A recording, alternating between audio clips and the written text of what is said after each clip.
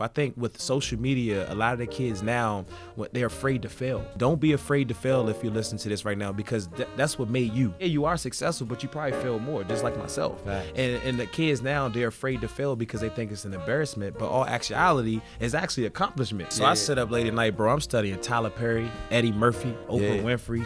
I want to leave that type of legacy. You know what I mean? I'm not telling people to deprive themselves of sleep, what I do, but I'm gonna sit up and watch everything about them so I can understand what greatness really look like. You can't sit up late at night or sit up during the day watching things that doesn't relate to your future. You get what I mean? They don't feed the goal. Of course, here and there, I ain't gonna act like, man, I don't like a little bit of ratchetness here and there, because that's human life. But 99.9% of the time, brother, I'm listening to things and I'm watching things that stimulate my brain. Ladies and gentlemen, welcome to another session, another masterclass, shall we say, because this gentleman is definitely a master at his gift, and that he's spreading it around the world to others. One of the top instructors, coaches, motivational speakers, and just from online content to really just real life actions, a true teacher. The one and only Chris Matthews, aka Lethal Shooter on Cannon's Class. Beloved, man, how you doing? Doing great, man. Beautiful day. Blessed to be alive. Yeah, man. Congratulations on everything. Yeah. Honestly, the new film from Red Bull, The Rise of Lethal Shooter. Is it called Basketball and Life, right? Yeah, Life and Basketball. Life and Basketball. Yeah. Man, it's dope. Been wanting to build with you for quite some time, but I want to just, for everybody that's listening and watching, just tell you a story a little bit, because one, you have a remarkable gift. If you ever seen Lethal Shooter online, he's I've never seen him miss a shot. Like he is banging out, from long distance in basketball. But man, I think your story deserves to be shared, because how you got there to be, one of the top NBA shooting coaches to, and everybody. Celebrities. You taught Drake to DC Young Fly to, you, and even me. Like I'm not a, I long time ago I realized I can act like I play basketball in movies, but the actual skill has never really been there. But even on various NBA All-Star celebrity games or even a few movies, we chopped it up. And one, I really want to get you with my son, because my son is a 6-year-old phenom. He's up there at the sports academy just knocking them down. He's literally there right now. I'm literally going to leave here and go pick him up from the sports academy, which used to be the Mamba Academy. But young people like my son, man, look up to you in such a way, because they see you online, one, training all of the best, but then also just the things that you say, staying locked in, focusing, and then the art of it. So we're going to get into all of that, but I want to get into a little bit of your background and your upbringing and how, you reached success in not the typical way a basketball player would. So, man, tell me a little bit about where you from, man, and how you became the Lethal Shooter. Yeah, so that's why we came out with the documentary, because a lot of people don't know who I am. A lot of people don't know that, I didn't grow up with my biological parents, because growing up in the 80s, the crack epidemic was rough. You know what I mean? A lot of people don't know I was a crack baby. You get what I'm saying? My cousin raised me, but he was my dad. His wife was my mom, if that makes sense. And out of all my brothers and sisters, I was the one that was lucky to not be in that house, if that makes sense. So if it wasn't for Jeffrey and Stephanie, I wouldn't be who I am today. So when a lot of people see me on social media, like you saying, they just see me shooting, saying stay locked in, but they don't know the trauma that I had to grow up in, the different situations, my best friends being killed in DC, a lot of my uncles in jail. One of my uncles just got out of jail 2 years ago. He was able to come to the premiere in DC. Oh, that's dope, what I mean? Man. So it's just dope. a dream come true for people to just see, if I can make it, anybody can make it, because I had all the odds against me. You know what I mean? And I think more where I am now with my brand, how it is when you're building a brand, it's time for me to tell people who I am, if that makes sense. So I'm ready to tell more people my story, to inspire people to know where we come from. Giving up is never an option. Yeah. That's dope, man. That's the one thing we normally, we review literature and stuff, or we tap in with scholars. But Yep. I mean, your story, you are a scholar.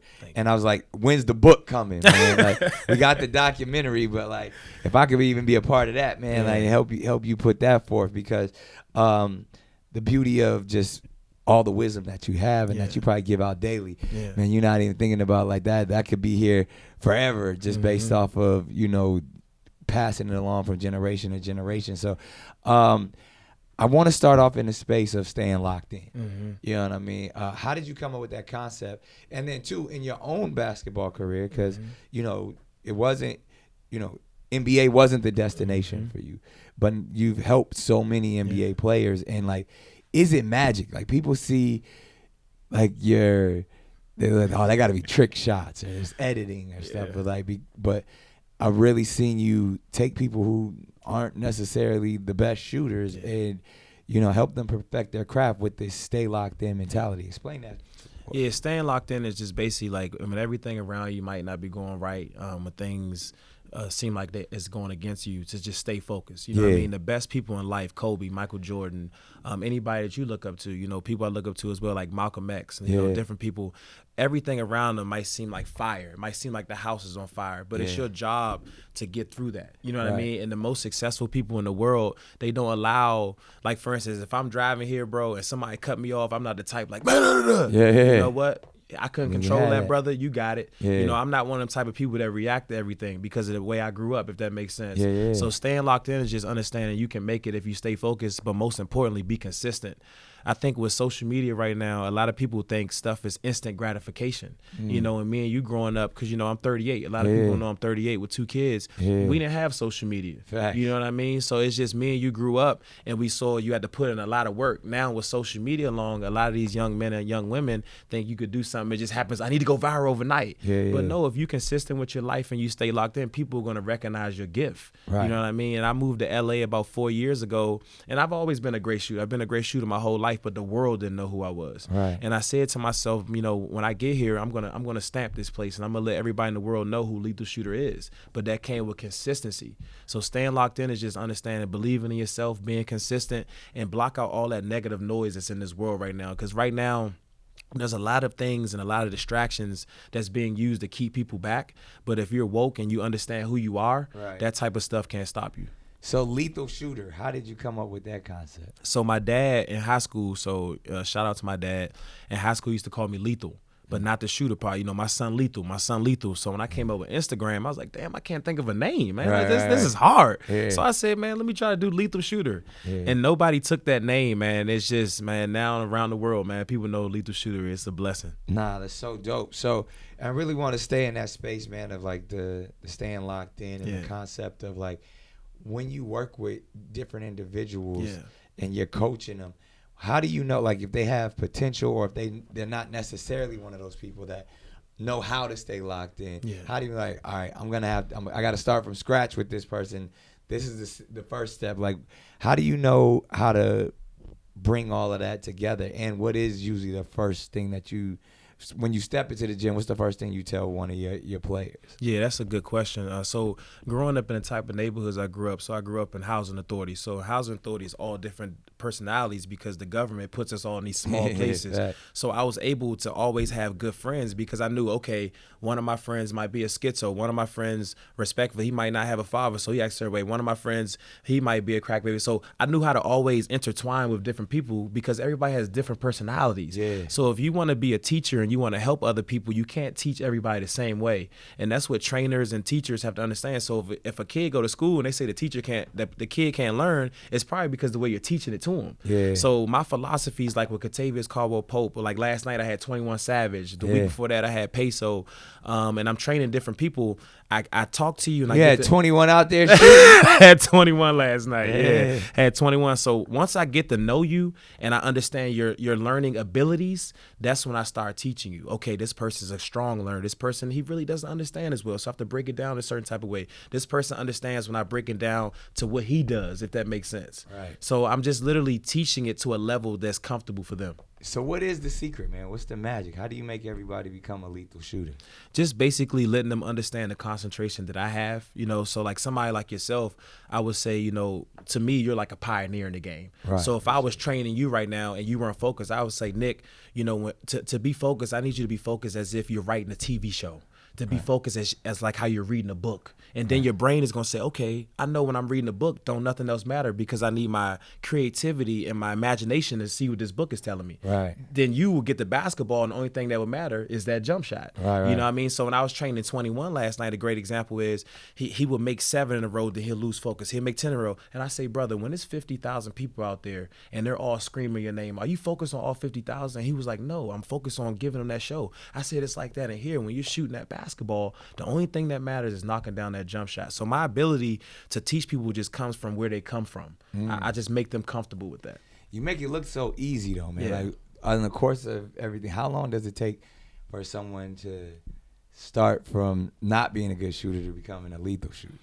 It takes a lot of shots. So growing up, I used to make 500 shots a day. And like you're saying, I'm loving these questions because people want that instant gratification. Yeah. So people don't know in high school, I was a McDonald nominee. You know what I mean? I played with Kevin Durant. In college, I was #1 in my conference, #5 in the nation in threes made. You know what I mean? Just last year, I broke the world record of most threes made in 66 seconds of run the racks. Wow. So when people see these things, they think, oh, Lethal's just a great shooter, but they don't know I get up a lot of shots. Yeah. When I broke the world record, me and my guy right here, Andrew, I was making like 1,000 shots a day. Wow. I was staying up to like 3 in the morning. He thought I was crazy. Red Bull thought I was crazy, but I knew when it was time for me to break that world record, I wanted to be a walk in the park. And you gotta be crazy. Yeah. You know what I mean? If you really want to accomplish something, you gotta be nuts. Like, I'm not saying it's cool, but it's times I think with him, I made like 73s in a row, and I missed one. I shouldn't have, but I threw the ball at the guy. Because I want it so bad. You know what I mean? And if you really want something, you got to be a psychopath for it. And I'm a psychopath for it, bro. When it comes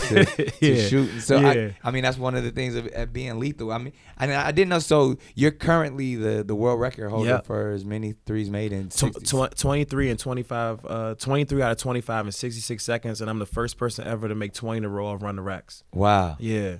Man, that's so dope. And like the level of focus that it takes. Man. I mean, in that space, it is the zone. It is locking in. But, the average young person watching this right now doesn't really understand or doesn't, without a coach or without somebody leading them, how to get into that zone. If you could give somebody that quick tip of, the kid that's listening to this, that's checking this out, what would you say, what's the quickest way to get into the zone? Just basically block out all the noise. Whatever that inner piece is for you when you're shooting that basketball, that's what you need to find. A good example, Kentavious Caldwell-Pope just won another NBA championship. Playing with LeBron James and playing with Jokic isn't easy. Yeah. So when he was playing for the Lakers when they won the first championship, I'll tell him, I know it's a lot of pressure when LeBron passes you the ball, but that don't matter. You got to relax. And another thing everybody needs to master that's listening to this, you have to master meditation and breathing. You know what I mean? You can't be at an elite level and not know how to control your anxiety. You get what I'm saying? So that's another thing I teach people as well. So if you're a young person out there, I know we love our phones. I know we love our video games. I know we love different things. But whatever that task is, you got to learn how to take that out, if that makes sense. You got to put your full focus into shooting that basketball. So when it's time to shoot the basketball, don't think about your parents. Don't think about the people in this gym. Just shoot that basketball. And most importantly, every single shot you take, shoot it as if it's a game winner. And if you miss a jump shot, never be hard on yourself. I think with social media, a lot of the kids now, they're afraid to fail. Right. You know what I mean? Don't be afraid to fail if you listen to this right now, because that's what made you. You failed a lot, bro. But people see all of your success and just say, man, nigga, so yeah, you are successful, but you probably failed more, just like myself. And the kids now, they're afraid to fail because they think it's an embarrassment, but all actuality is actually accomplishment because you learn from your failures. So if you want to be great out there, especially with shooting that basketball, like Kobe and MJ, they missed way more game winners than they made game winners. You know what I mean? But to take that shot, to have that confidence, you got to preparate. You got to put that work in. So you got to put the work in every day, block out the noise, and most importantly, don't be afraid to fail. It's interesting that, I mean, those all seem like concepts that are easy to grasp, but when you are under that pressure, man, I'm gonna keep it a stack. Like even I played in the crew league just recently, and all the captains had to shoot the free throws. and it was me and Waka Flocka. Yeah. I missed them all, and it was just based off of because of you. It's a arena full of people. Yeah.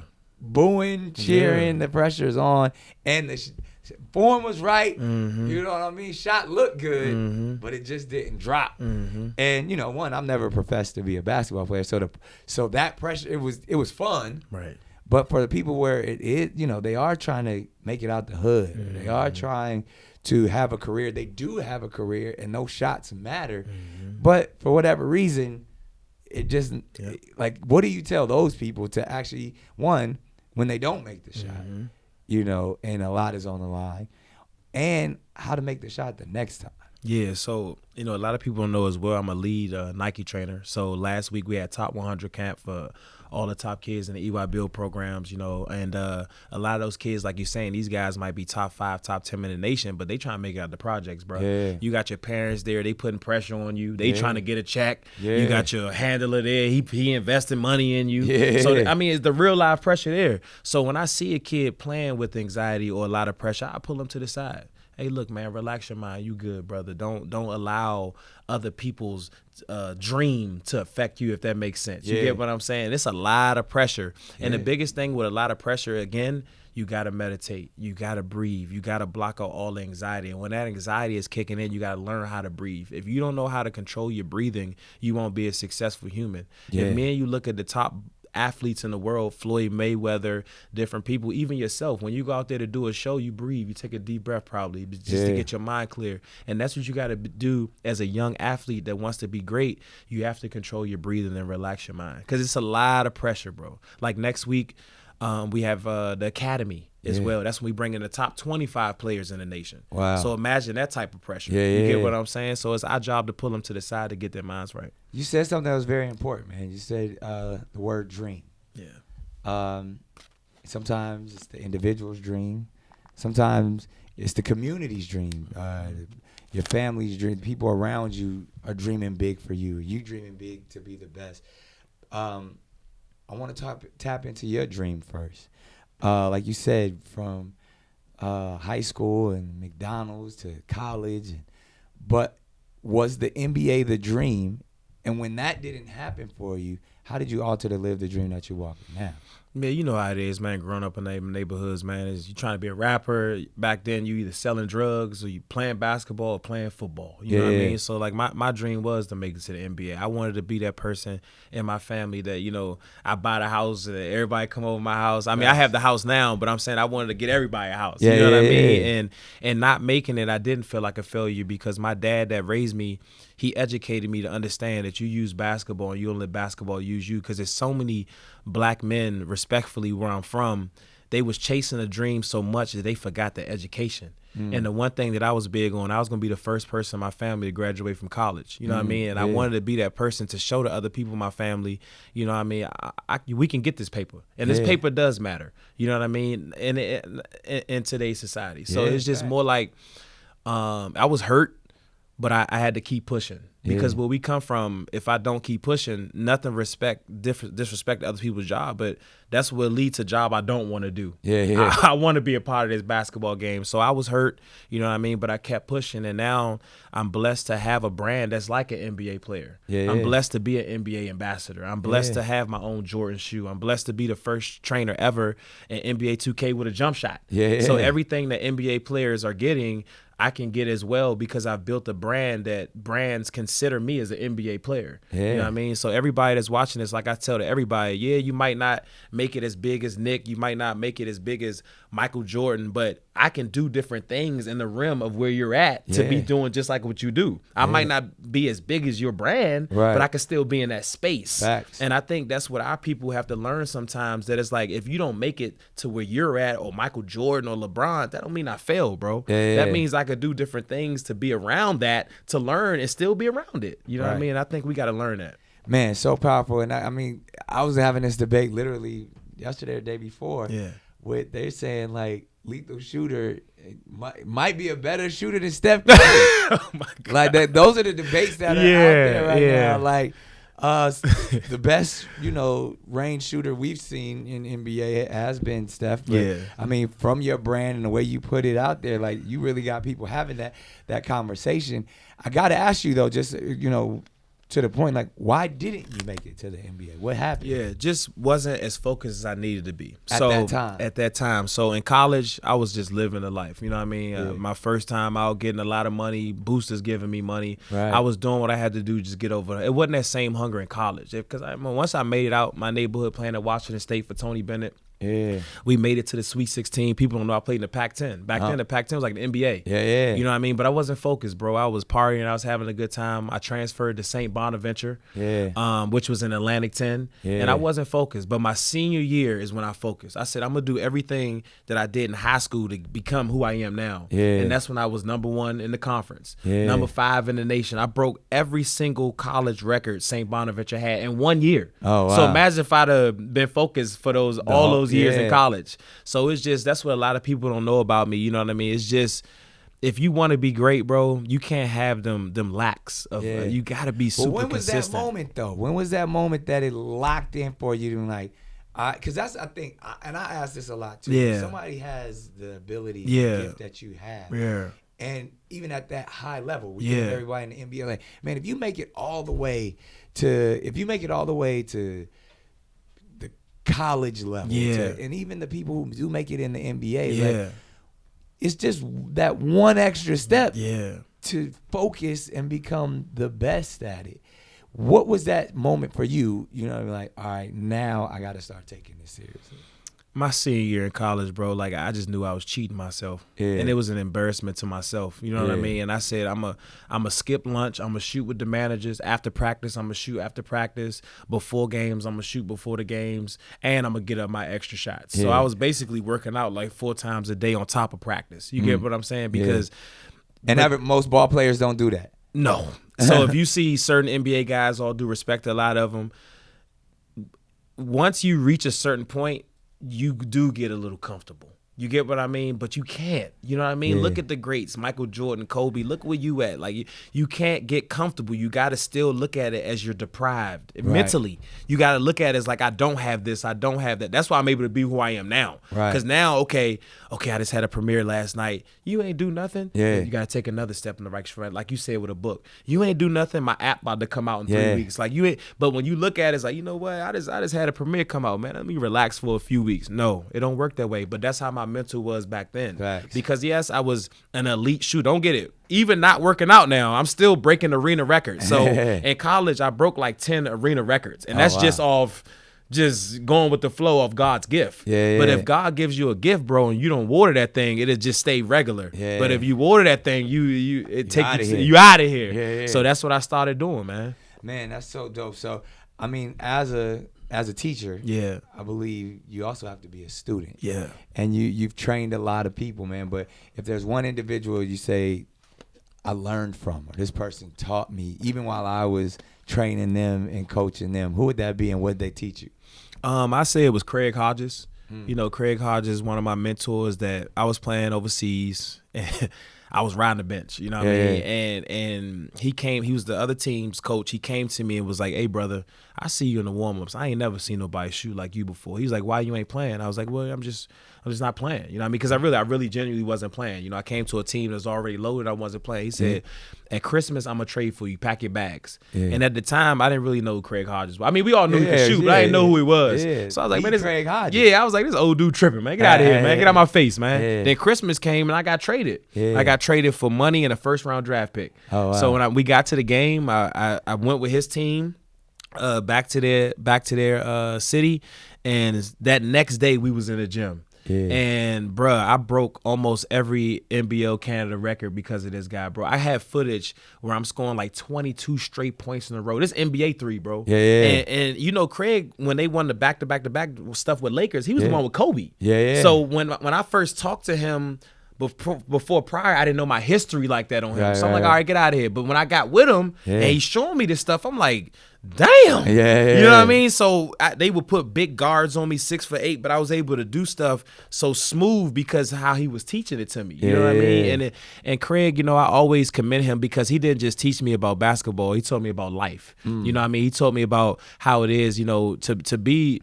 My dad did a great job. Coach Nutt did a great job. My mentors, but him to do it at the NBA level and to still teach me the same things and attributes as a man. He taught me how to be a black man. And being a black man as an athlete isn't easy. You get what I mean? Yeah. So he was teaching me about life, man. We would sit up till 4, 5 in the morning, bro, just talking about life. Yeah. You get what I mean? Yeah. So definitely shout out to Craig Hodges, man. Nah, that's real. So I gotta say too, obviously we see you online and you whether it's rappers, actors, of course athletes, they get in the gym with you and you transform them. I'm not gonna blow up nobody's spot and say who is the most difficult to train, but who was somebody that we would be surprised and like, man, that dude was easy to train. That he was gifted, he naturally had it. Out of all the people we seen you train, it's a lot of them, but I'll say because I think that's the day I met you. I'll say it's Chris Brown. Yeah, that's that match. The one thing I love about Chris, when it's time to dial in with that one thing, he will give you the focus you're looking for. Yeah. He will look you in the eyes. He will listen to whatever you tell him to do. He will dial in on that task you're telling him to do. You get where I'm coming from? And magic. And I try to make him feel uncomfortable. You get where I'm coming from? But it's hard to make him feel uncomfortable when he focused. You get what I mean? So shout out to Chris Brown. I always say it's him because he got something special, it's something special about that guy. I say one of the most talented people I've ever witnessed on this planet. Yeah. You know what I mean? That's a brother. He could do whatever he wants to do if he puts his mind to it. Crazy. And we've seen him, in sports, obviously, in music, acting, art. And like you said, we God gives all of us the ability. It's like what you do with it and how you zone in with it. So again, just you got so much wisdom. I would ask that advice of someone who is looking to whatever field it is, whether it's basketball, entertainment. What would be your advice to them to get to that level of like a Chris Brown? You got to study them. So, like, I sit up late at night, and I'm not even... Study the greats. You got to study the greats. So, I sit up late at night, bro. I'm studying Tyler Perry, Eddie Murphy, Oprah Winfrey. Yeah. I'm studying all type of people because I want to be just like them. I want to leave that type of legacy. You know what I mean? I'm not telling people to deprive themselves of sleep, what I do. But I'm going to sit up and watch everything about them so I can understand what greatness really look like. You can't sit up late at night or sit up during the day watching things that that doesn't relate to your future. Yeah, you get what I mean? They don't feed the goal. That don't feed the goal. Of course, here and there, I ain't gonna act like me. I don't like a little bit of ratchetness here and there because that's human life. But 99.9% of the time, brother, I'm listening to things and I'm watching things that stimulate my brain. I might watch the same videos over and over and over because it did something to me. Just last week, I like to bike, so I bike about 20 miles a day. Wow.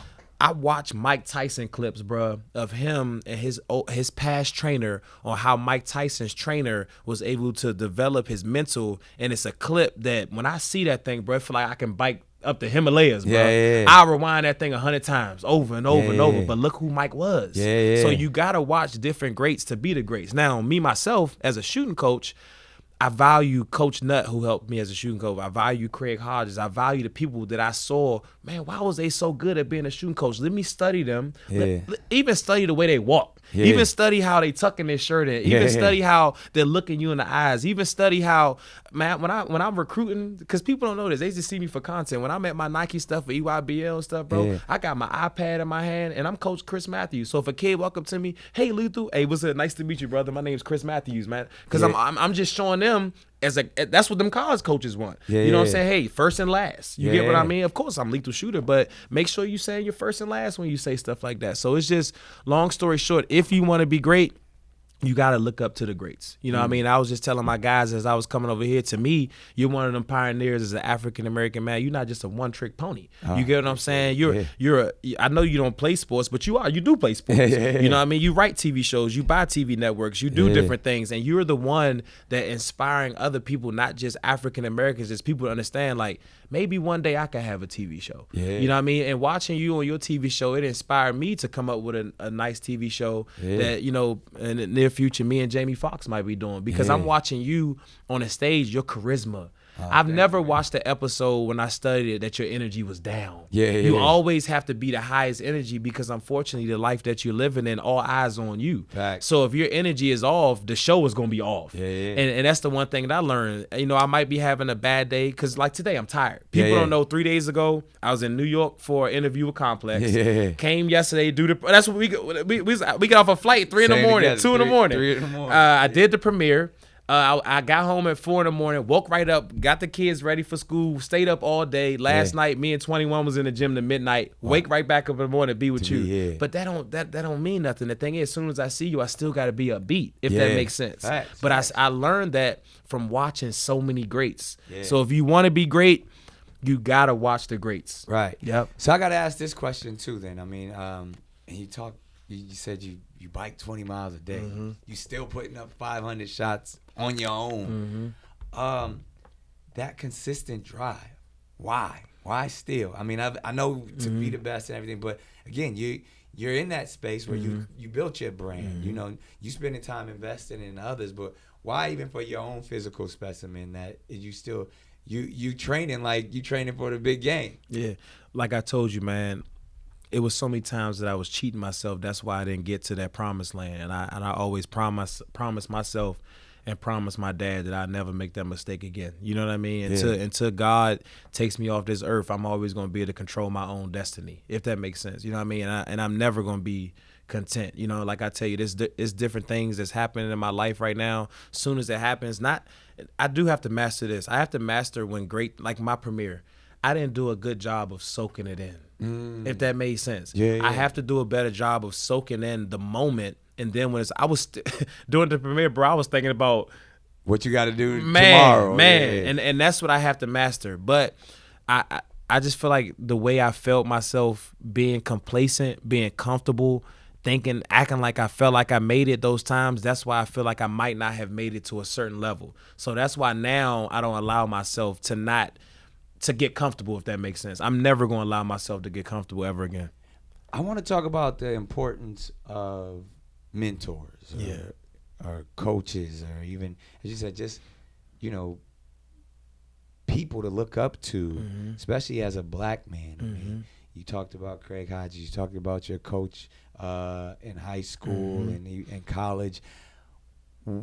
It seems like, from what I've witnessed, the people that we do see as the greats, when they tell their story, there's always that one coach that believed in them. You talk about Mike Tyson, custom model. Everybody know, you know what I mean? Like, there's someone that believed in that individual and helped mold them and shape them. And you do that. You're doing that. We don't even know.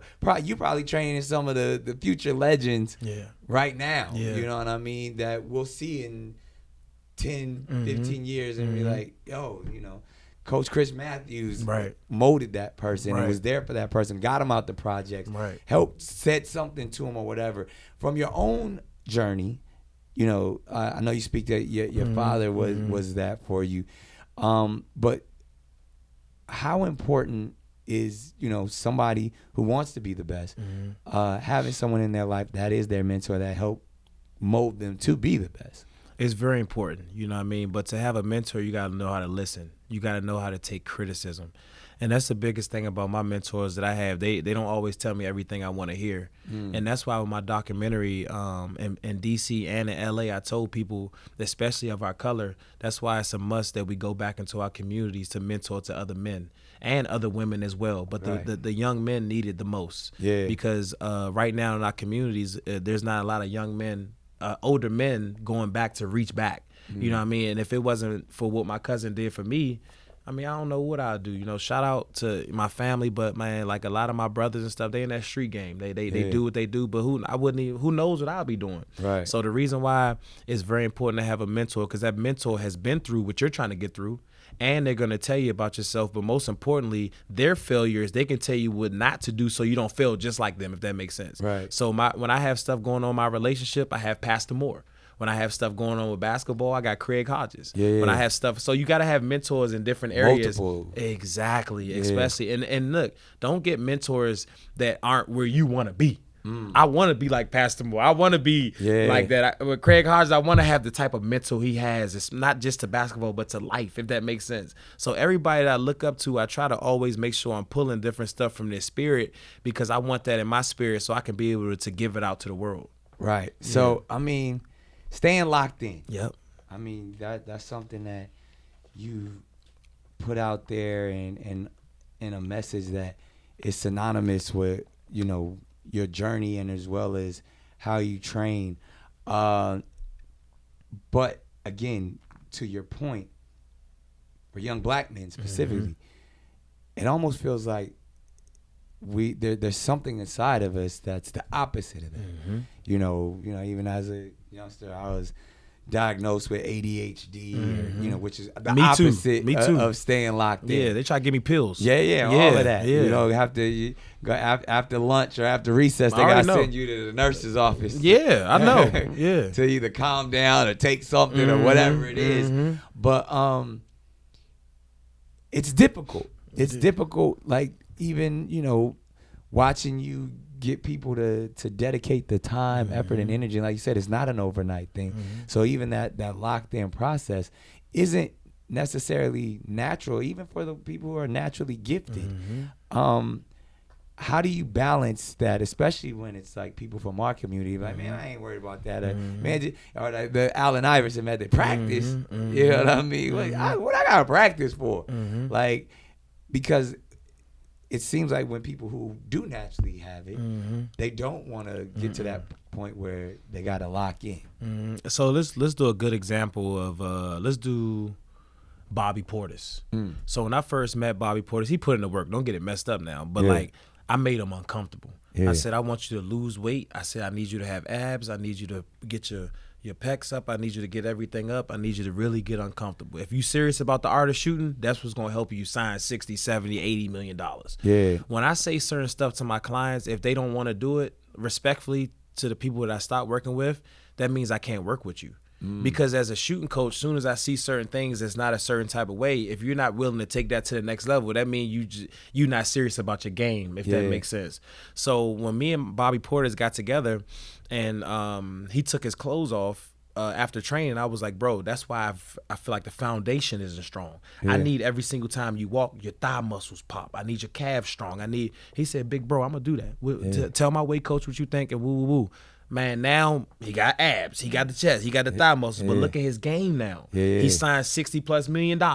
Same with KCP. When I first got to KCP when he was on the Lakers and I moved to LA, it was about 10 strict things that we changed. And it was uncomfortable, bro. It was very uncomfortable. But look, he signs for $70 million. Right. So it's just like, just understanding that, like you saying, the people with the best gifts, you got to have people around you that's going to tell you the truth. Because the thing about me is, once I get with somebody and I feel like you're not serious, money, I ain't rich, so I need the money. Because these guys make a lot of money. But I will not stay with you, brother, because what you won't do is waste my time, if that makes sense. You know what I mean? So I'm just big on trying to stimulate this person to get it to the next level, because I remember with myself, the gift that I have now, but how I had it back then, how I did get complacent. No, I don't got $100 million. I don't know how I feel. But like you're saying, you're not wrong. When a guy touches that 100 M's or touches 150 M's, they might be in the workout chilling. And it's my job to say, I remember when I used to make 5 in a row. What he just did right there is what I used to do when I thought my jump shot was right. And I could tell that client,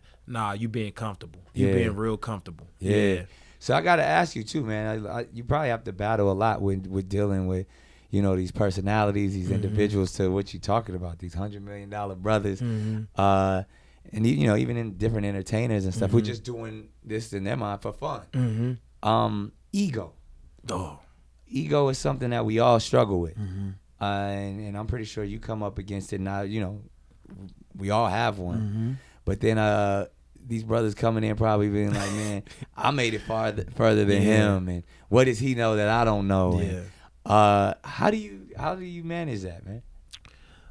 When you come up against a giant ego. It doesn't really bother me, because the good thing about life is, when you show somebody what you can do, then they'll start to believe. Yeah. So what I'll do is, and he my man. He was even in my documentary. Yeah. So when I first met Danny Green, he said that in the first workout. Yeah. He was like, bro, what can you teach me about shooting that I don't know? Yeah, You yeah. get what I mean? I said, well, let's give it a try and let's see. Yeah, yeah. And then that next season for the 76ers, he shot the highest shooting percentage from the corner, because that's why he hired me, to help him from the corner three. Yeah, he yeah. shot the highest shooting percentage from the corner. But over time, you show that person, I got your back. I'm going to help you here. I'm going to help you there. And now, shoot, I'm still a shooting coach. Yeah, yeah, yeah. You get what I'm saying? Facts. So when I meet people, not saying he came in with a bad ego, Yeah. but he was just questioning me. I have been questioned before about my training to different. Buddy Hill. Yeah. The first day I trained Buddy Hill, he was doing something. I said, can you do it this way? He said, nah, I'm going to do it my way. I said, perfect. You do it your way 10 times and then do it my way 10 times. Whatever way goes in the most, we do it that way. Yeah. And he did it my way and went in more times. You get what Yeah. I mean? So,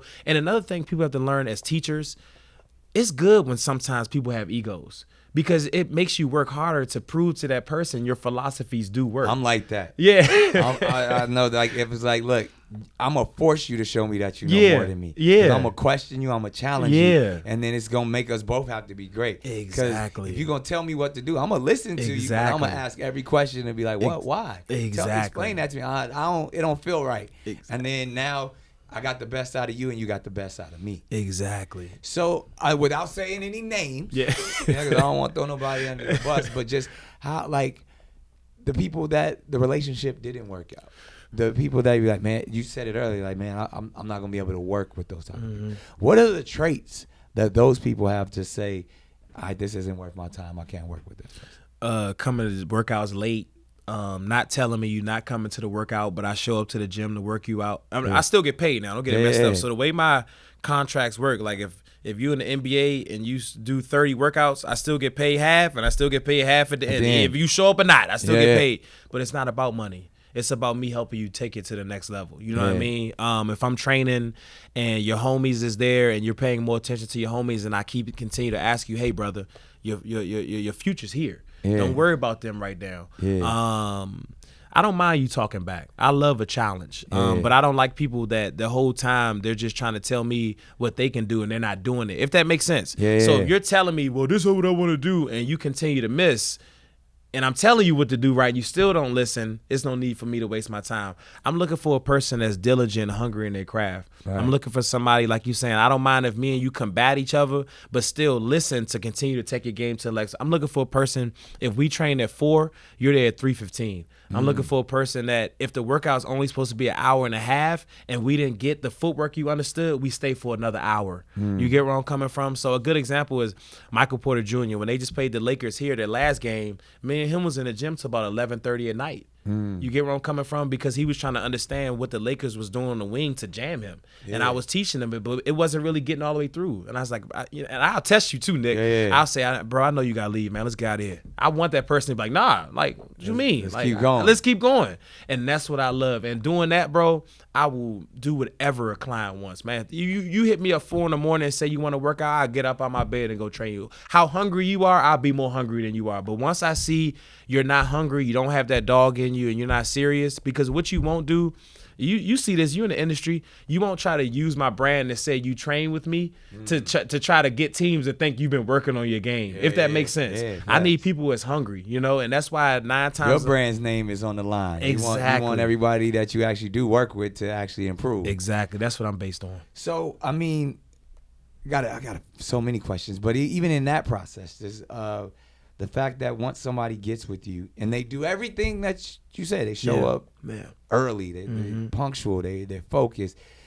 What is the time it takes to get better, and how much better can, on average, do you take someone's game to the next level? You got to be consistent. Like, for instance, this summer I'm helping 5 NBA teams. Every single player, I need at least a month. Really? I need at least 30 sessions. I need at least 30 straight sessions, because the thing about life, when you're trying to break the old and start the new, you got to be consistent, because muscle memory in the brain is powerful, bro. So like if you do something every single day the same way, your body's going to say, okay, This is how you do it. It's just like you. The reason I can't do it, I don't know how you do it, bro. I tried when you be doing them pull-ups and stuff. I'm just like, how the hell? But the thing is, your brain, you've been doing it so much. When you feel that pain, your brain, you feel it, but your brain cuts it off. That's how I am with my thighs with biking. Once I hit a certain feeling, I'm like, okay, I feel it. It want to stop. I'm not gonna stop. That's why when I get off the bike, I can barely walk. You know what I mean? So that's how it is with the training. I need you for at least 30 days so that brain can take that turn. It's just like somebody getting off drugs. You don't get off drugs in the first 5 days. You get off, once you get to that 30-day mark, it's like, damn, I might not really need that heroin or something like that. That's how it is with shooting. Once you make those changes and once that person understands what you're looking for over that span of time, then that's when the muscle memory starts to kick in. I do not train anybody that's looking to do, like I said, I could take the money, I can steal if I want to.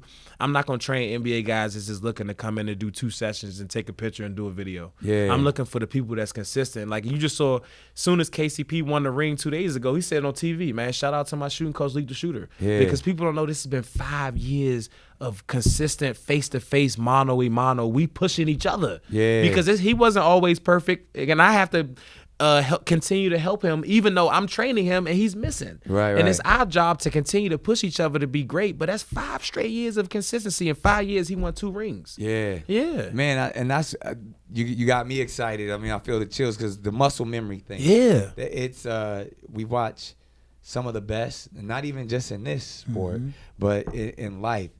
They, you know, whether it's the idea of the 10,000 hours or even just as a lot of people talk about, or even you, like getting into the zone or locking in to where whatever it is, it becomes natural. Come on, man.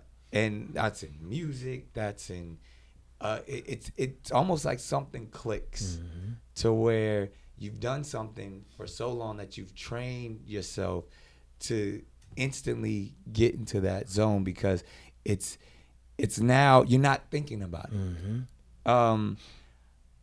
How do you, and is it really just repetition? Because even, you know, I'm a musician as well, and like when it comes to like the piano, it's one of those things where they tell you to practice slowly, and it seems like almost contradictory to what you're actually like to do something quickly. They tell you to practice slow. Even in boxing, they tell you to perfect your jab, and they have you do it slowly, and then you slowly increase the speed once you master it at certain levels, and then when it is time to be quick, it's natural. What do you what's your advice to that muscle memory? Because it's almost like you can also do muscle memory improperly, and that's if you do it too quickly, or you do it and then now your jump shot is sloppy, or your skill set. And I feel like it goes all the way back to meditation and even the ideas of martial arts. When you practice something extremely slowly, then you can increase the speed whenever you want to, but you know it's perfect every single time. How do you teach that? Yeah, that's 100% correct. And that's what I do with my clients as well. So a lot of my training, people say, man, they working out so slow. If you can't do something slow, you can't do it fast. So every single client that I have, we always get in the gym and we break down their entire jump shot slow so I can figure out, because I've already watched it on film. If you was in the NBA and you hit me up, soon as you hit me up, I'm going to go right to Synergy, study all your film. I'm going to study how you sit on the bench. I'm going to study how your charisma is. After you miss, I'm going to study your charisma, how you make your shots. And because I need to know you, the person. So when we get in the gym and we start in close and we start in slow, it does help you start breaking down that muscle memory, and most importantly, feeling that basketball, feeling the balls of your feet, seeing how that person's eyes are dilating to the rim, seeing how the person catches the basketball. All this stuff matters. How can we do that fast and you don't know how to do it? You know what I mean? Even if you make $150 million, you know what I mean? So what you're saying is 100% correct. But if you're teaching somebody the wrong way and they're shooting slow, you're adding on to the wrong muscle memory. More so habits, bad habits. Exactly. That's why you got to make sure you hire the right coach. So a good example to what you're saying right there, let's use like a Grant Williams. When I first got with Grant Williams in college, he probably took 3 threes his whole career. We spent the whole entire summer together. In the first like 20 days, we was going that slow. And he like, damn, bro, what we gonna shoot? I'm like, this is shooting. I said, go ahead to the 3. I threw him like 10 threes, NBA 3. And he was like, damn. And I'm like, yeah, now come on back in. Yeah. Come on back in. Let's form shoot. Yeah. And that next season, man, he was top 3 in the league. Yeah. Nobody think that. You know what I mean? Yeah. Same with Bobby Portis when he finished top 3 in the league. It was just, he was 47%. In Arkansas, bro, we didn't step out to the 3 for like 3 to 4 weeks. Wow. When we was working on this turnaround, we do it really slow. We catch it, feel. Bro, I gotta watch how you even move your shoulders, Right. because that's the, man. If you look at MJ when he moving, it's poetry. Yeah. So it's not just Yeah. you gotta tack it. And it's music. Like, yeah, it's it's music. dancing. Yeah, it's Yeah, dancing. they It's float. rhythm and the flow and the beat. Yeah. So it's just like, and same with Bobby. Like we changed all that in that flow. We do it slow. Catch it. Catch it. I mean, you might gotta do that for 20 minutes, Nick. Wow. You get what I'm saying? And then that's when you might touch the ball. Wow. You know what I mean? And then you look up, bro. In 4 weeks, by the time you do it, yeah. So it's just what you're saying. It's in anything in life, bro. You got to start off really, really extremely slow. Learn how to walk first. And then after you walk, you can jog and then you can run. Yeah. So you're dropping so many gems, but I'd probably say the best to inspire. Mm-hmm. Some people say he's the best to ever do it, but one of the best to really inspire when it comes to work ethic, as we all know, is Kobe Bryant. The Mamba mentality. I mean, we've all heard the stories from other greats about how this man was the first to the gym and the last to leave. The reason why he probably didn't fraternize and was chummy with everybody because he would even say it, man, like I'm focused. I'm not here to make friends. And I feel like we didn't appreciate it until it was too late.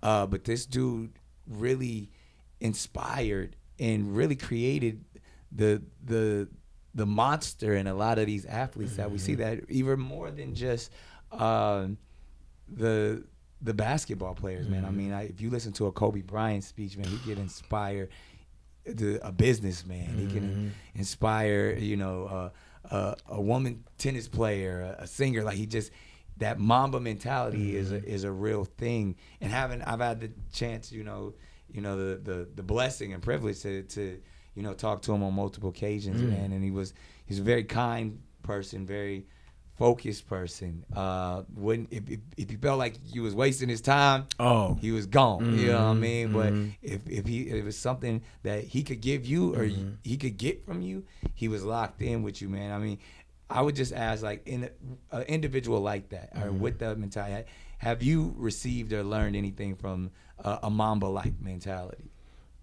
How do I feel about it? Yeah.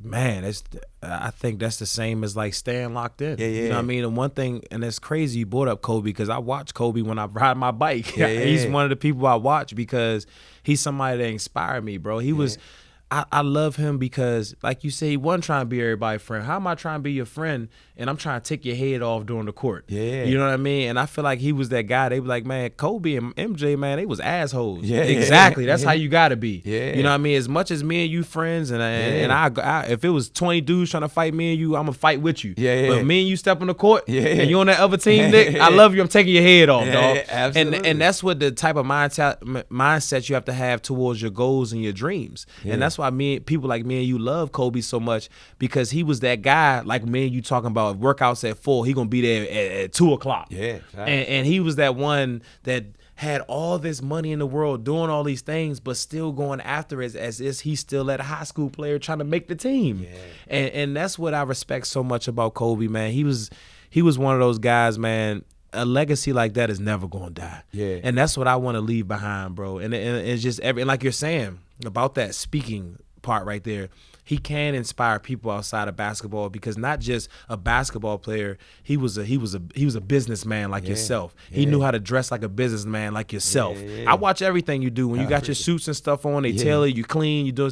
But that's the type of stuff you have to have, even with the Mamba mentality and stay locked in mentality. You got to know your circumstances as well. You can't be going to different meetings and stuff thinking you got to be your old way, if that makes sense. You know, when it's time to close in a deal with Nickelodeon, something like that, you know it's time for me to lock in the businessman. I feel like that's what other people have to understand about people like Kobe and yourself as well. To have that mentality, it comes with a lot of education as well. You know what I mean? You're by far one of the smartest people that I know. But it comes from, like you say, you don't just read a book on Monday And then you be like, man, I'm good. I'll read one next year. Yeah. Man, you going that next day, you're gonna read another one. You're gonna read another one. You're gonna read another, because you trying to flood your brain. Yeah. And if you want to be like Kobe, if you want to be like yourself, people gotta understand you can't be complacent. That's that Mamba mentality, man. And people like you will drag people to be comfortable because you want them to see the type of level you're at, and that's why Kobe made his teammates so uncomfortable. If you ain't serious, man, get the fuck off the court. Facts. And I know to be around you gonna be the same way. If you ain't serious about this, get out the office. And that's why I love the MJ documentary as well, because he told his teammate, that last I see you. Yeah. You get what I'm saying? Because if you can elevate other people around you to get to your greatness as well, then your whole team is powerful. I would love to have played with Kobe, man. Yeah. Like I said, just a one of a kind individual, man, and just inspires so many on so many different levels. And we talked about books for a second, obviously here at Candace Class. But what's a book that changed your life, man? Something that you read or some literature that took you to the next level, and then what you're reading right now. I gotta do better at that. Yeah. You know what I mean? Talking to my mentor, Pastor Moore, I think that's why I can take it to the next level. I think reading is that. The one thing that my dad used to do, it was like this. No, I'm serious, just like this. And I think that's why he was able to do that. So what I think I'm gonna do, you give me a book. I got you, and I'll check in with you in about a month and a half, and I'll read it. I got you. That's to me, like, I think there's just for me, and like I said, it's different from everybody, man. That is my training. I like to information, man. I got to get in at least 2 books a week. You know what I mean? Like, and it's been consistent like that for years. One of my issues, because of like the ADD and even the dyslexia when I was younger, was, even now to this day, I'll read 2 books a week and I'll forget what I read. Okay. So then now, even my processes of, like, I used to think audiobooks was cheating. But because I got to retain the information, I'll read the book and get the audiobook. So now visually I got it, and sonically I got it. So now I remember even more, because the times I remember when my mind remembers when I saw that statement and what it meant, and I can highlight it. And then I can remember when I was on the drive, or I was in the plane, like even when we was on the plane, I was just listening to them joints, because it's like, now, even if I fall asleep, it's still pouring in your brain. You know what I mean? So that's what I would say for people who are looking to even jump into, because reading ain't for everybody. You know what I mean? Like, in that sense of, like, there's genius, like Kanye brags about it. I mean, he and I used to get into it all the time. Cause I'll tell him, like, man, read this. Man, I ain't reading that. I don't read. But it's like, sometimes it's like, even if you just hear something, you know what I mean? Like, I always said, Kanye was one of them dudes. It's like, his brain samples. He's so used to sampling. He take things, if he hears something, and flip it, and it come out even better than when it went in. You know what I mean? So that's just like, like you said, certain people have certain gifts, but I feel like if we're entertaining or even trying to educate or inspire, just being able to have references. You know what I mean? I got you. Dr. King was probably one of the best to ever do it. When you look at speakers and teachers, and like, he would always take stuff from like Carlisle, Socrates, people to preach it to ghetto, individuals on the block, or, as people in his congregation in Georgia, and they never heard of these people that he's referencing. But so now it sounds like that's his game. You know what I mean? But if anything, he's teaching them who, Plato was, who Socrates was, who Carlisle was, all of these people, and he did it so, but he didn't change his tonality. He didn't change, he didn't start talking more proper. Like I'm better than you. He was talking. Right. But he's like, but I read this. And let me break it down for you, how it took me a minute to get it, and now I got it, and I can give you the game. So that's kind of just like, and it keeps me sharp. You know what I mean? So another question I would have for you, as somebody who's, a parent of many, as we all know, I always want my kids to be athletes. And I notice, one, because if we're talking, the nepotism of, like, I almost steer them away from entertainment because it's easy. You know what I mean? They're gonna be, any of my kids, I can put them in the music industry, TV, film. But one thing I never mastered was being an athlete. But so I know they're gonna have to work even harder. And I got a 6-year-old son that's a genius. You know what I mean? And shouts out to all my other kids. I feel like they're all geniuses. But Golden is just at that age in that space where he's just soaking up so much. And I try to coach. You know what I mean? Like I'm not a coach, but like I said, I'm probably from here. You know, after I hit the gym, I'm gonna go up to the sports academy, lock in with them. You know, but I let the coaches do their thing. But as a parent who has somebody, you know, in an athlete specifically in basketball, but even I'm probably in, you know, he runs track, he plays baseball. What are some things that you would tell a parent who's looking to, you know, be there for their youngster, their young athlete, to help them get to that next level, and even get them to people like you? At what stage should they start working? I mean, I got them with a dribbling coach now. I got them with but obviously, you know, I think I rushed him too far to the 10-foot rims, and I saw his spirit get deflated a little bit because, you know, he's 6 years old already playing with 8, 9-year-olds. But it's like I learned like, oh well, maybe that's not the best thing to do is get him with the older kids because I'm watching him not get as much playing time. I'm watching him kind of get a little different. So I was like, all right, I'm gonna let you get back down here with the kids that are your age, and now he jumping out the gym on them because they done brought the rim back down to 8. He's shooting like a lot better because it's a lot easier for, you know, just his height and everything. So I need some advice in that space, man. Like, you know, with my young athletes, my kids, like, you know, my daughters, I want them to be the best in track and field and tennis. And like, what's your advice, you know, for me specifically, man, and specifically with my 6-year-old, but just in any parent that is looking to, you know, help their kids take it to the next level? I'll say it's just like what we spoke about, just this understanding doing things very slow.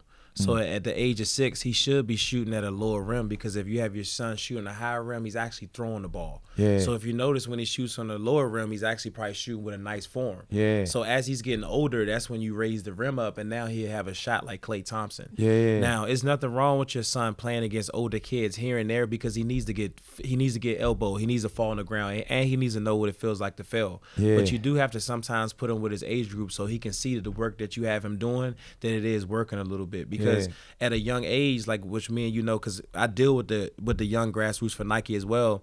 If we just beat the person down mentally the whole time, they're never going to be great. Right. But you have to beat somebody down mentally sometimes, but allow them to win sometimes as well, to see, oh, man. So that's why I was form shooting for 10 years, bro. I just won 2 rings, if that makes sense. Yeah. So you want to just make sure that you're doing that. Another thing, too, with parents, let the trainers train. You know what I mean? If you're in there, maybe step away. Don't let your son or daughter see you there, because that loses their concentration. Because I noticed like every time I show up to the basketball camp, he got like he's trying to impress me. Yes. So he's kind of doing a little too much. You know what Through the back, behind the back. And then he's looking for my reaction. And almost even wanting to feel that adulation. Yeah. So I kind of fall back, and sometimes I don't let them know that I'm there until it's over or whatever. But I have noticed that, because you got to let the trainers do their thing. So my question, I mean, you're a father as well, man. Are you looking to have young athletes or? Yeah. So my daughter, Mia, she loves dance class. She loves swimming. She picked up on the basketball, but I'm like you. I don't really, since I am the athlete, like how you're the entertainer, I don't, if she don't want to play basketball, you don't got to play basketball, because I want you to do everything that I couldn't do. Like, and that's same with my daughter, Madison. She's 2. She's in dance class as well. Already. Yeah, they got a recital coming up. So it's just more like, I'm like you, like, y'all do what y'all want to do, but hey, if you want to play basketball, I can teach you how to be the best shooter in the world. You know what I mean? Because when my daughter came to the premiere, she's like, that's my daddy. He can shoot. That's my daddy. So if she pick up that I want to play basketball, I'm going to push it on her. If not, you can do whatever you want. And whatever you want to do, I'm going to support. And I think parents have to master that as well, like, especially in our communities. Everybody's not a freaking athlete, bro. Everybody's not going to do that. So, you know, we got to just let kids do what they want. And the good thing is your son loves to play basketball. He loves it. So, but the thing is, at that age, if he love it, that's the perfect time for you to put him in these type of things. Because if he's doing this at 6, that means at 12, he's going to be basically like a 16-year-old. So you got to make sure, yes, play with the 6-year-olds, but continue to put him with the 9-year-olds here and there so he can get his ass bust. And then you bring him back to this group so he can kill his age group. Absolutely. And you keep doing it that way. He gonna be good. You keep doing that. Yeah, hey man, well just let me know when I can pass him off, because he focused, man. He ready. And like to your point, like, you know, I got him in every sport. And I mean, he wanted, like, the dude is special. He speaks Mandarin. He plays piano and stuff. But the thing that every day he wanted he been at basketball camp all day. He wanted him and I to go in the back and shoot around. Yeah, that's a gift though. Yeah, you know, as a human, for somebody to be like that, that's not normal. So that's how I was as a kid. I played baseball, basketball, bowled. Professionally, wow. Okay. And baseball, football, bowling, and football. I was like nuts. You get what I'm saying? So it's just by your son having that early and you not forcing him.